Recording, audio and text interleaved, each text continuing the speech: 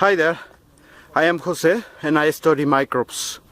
I got my PhD from Dr. Sukodolski Microbiome Research Laboratory at Texas A&M, and right now I'm gonna make this video from the beautiful national park Lago Azteca in the state of Nuevo León, northern Mexico.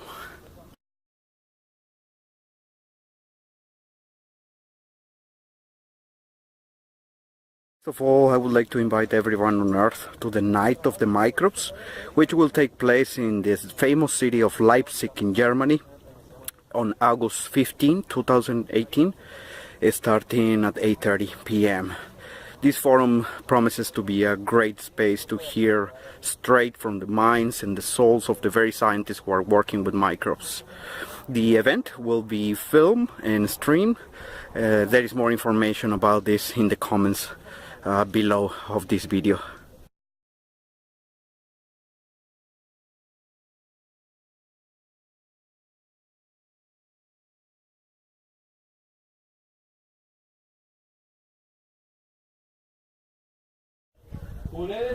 I will be visiting Leipzig to present some of our research in one of the best symposiums on microbial ecology in the world, and I want to participate in the Night of the Microbes because I personally think that it's really important for us, the scientists, to share what we do with the non-scientific world. And regardless of whether I get picked or not, I made this video so this very important goal gets accomplished. I wish the best luck to everyone participating in the Night of the Microbes contents.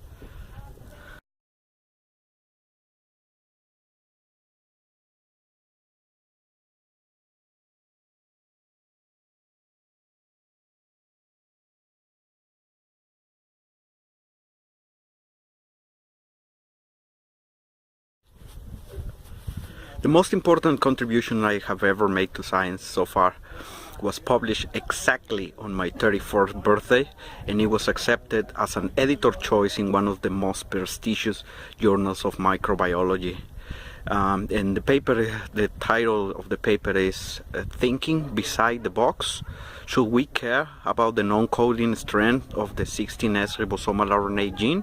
And is related to something I would like to share with you all.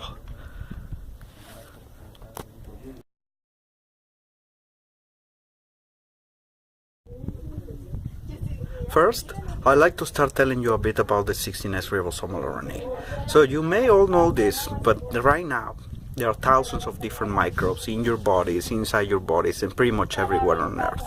Now all these microbes have in common that they are synthesizing thousands of proteins every minute. Now this protein production happens in a specialized and very complex biostructure called the ribosomes.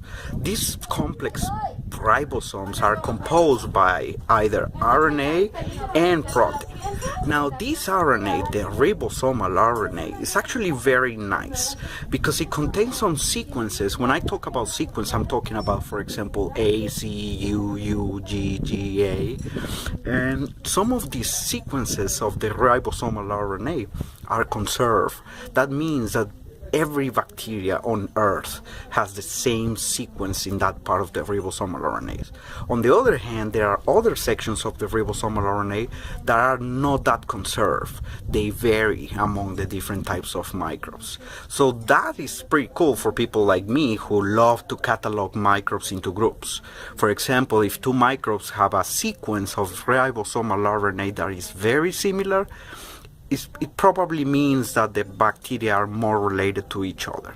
But on the other hand, if you have two bacteria that have completely different sequence in the ribosomal RNA, that probably means that the bacteria are not related at all.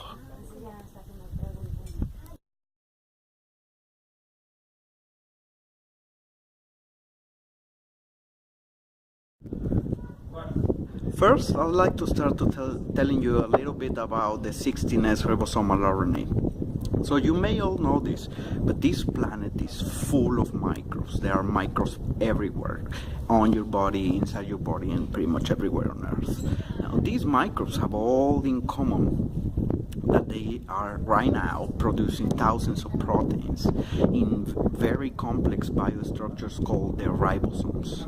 Now the ribosomes are composed by RNA and proteins, And the ribosomal RNA that I am concerned with here is called the 16S ribosomal RNA. Now, this 16S ribosomal RNA is very special, especially for people like me that love to catalog microbes into groups. And the reason why it's so special, this 16S ribosomal RNA, is because there are some sequences in the nucleotide composition, for example, A, C, G, U, A, that are conserved. What I mean by conserved is that all bacteria have pretty much the same letters in that region. On the other hand, the 16S ribosomal RNA also have some variable regions. And if you see the nucleotide composition, the letter composition is actually different among different bacteria. So that allows me to catalog different microbes into different groups. For example, if there are two bacteria that have a very similar 16S ribosomal RNA sequence, those bacteria are probably more related to each other compared to others that are very different in the sequence of the 16S ribosomal RNA.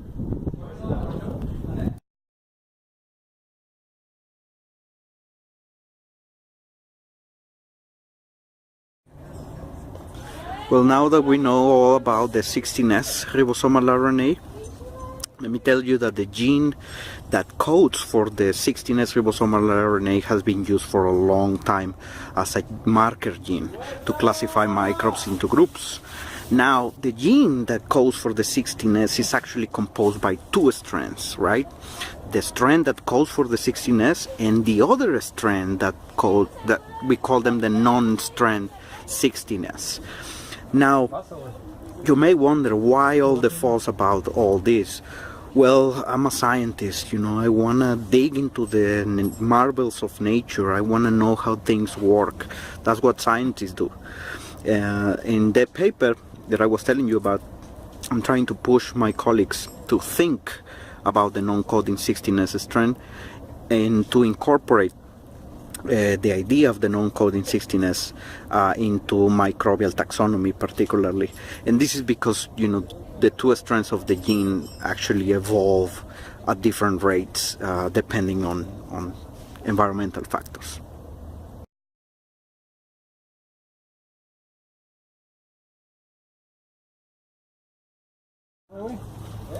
So here I am in the Parque La Huasteca to tell you that it's important to think outside the box. But so far I have only given you one example in science. But let me give you two more examples so that I can convince you that it's of uttermost importance that you think outside the box. Now, every year, either medical or veterinary doctors attend many patients. They treat many patients and they see a lot of different clinical signs, either related to gastrointestinal problems, neurological problems, or whatever. But what they truly care about is the original cause, because if they can attack the cause, then the clinical signs will go away. Now, at some point during my PhD, I was thinking a lot about this, deeply about this, perhaps as a mental breakout from my work with microbes. But what I figured back then, and you may or may not agree with me, it was that maybe the money, that thing that we use to exchange things, maybe the money was either the origin of all our problems as human beings, or was very close to the origin of our problems, the very bottom line of all our problems, environmental, social, or whatever. So when I was reading about this, I found the work of Thomas Greco Jr. The purpose of this video is not to talk about his work, but you can read about him in his website. And one of his websites is called beyondmoney.net. His book, The End of Money and the Future of Civilization, you have to read. You simply have to read it. It's a masterpiece. So this is the first example why you have to think outside the box.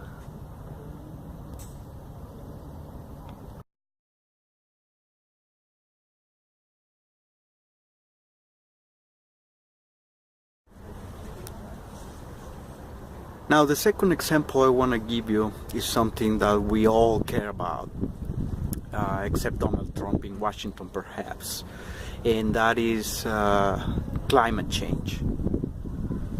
Do I really have to tell you to think outside the box to fix this mess, this environmental mess we have? I don't think so.